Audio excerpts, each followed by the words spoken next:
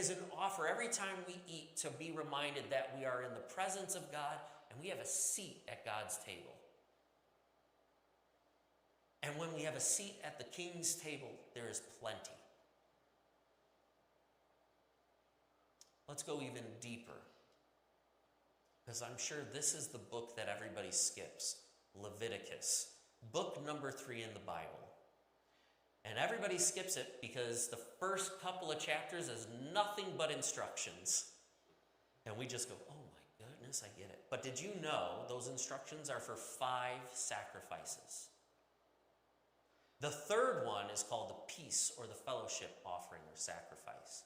In that the people would bring something, an animal, before the priests, and part of it would be given to God, and the other part they were commanded to take home and eat.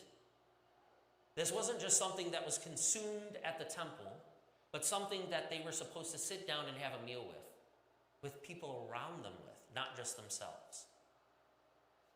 In the ancient world, there was no greater desire for the people than to eat at the king's table or to eat a meal with the gods.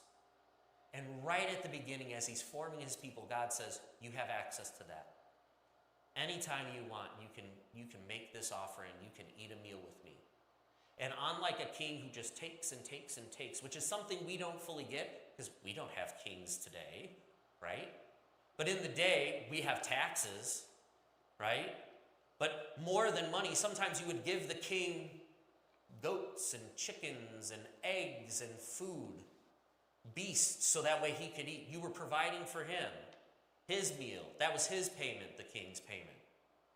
And in return, you got protection and the ability to live in his protected land. And God says, no, you don't just give it to me. You got a seat at my table. You get to eat the meal with me. There's plenty to go around.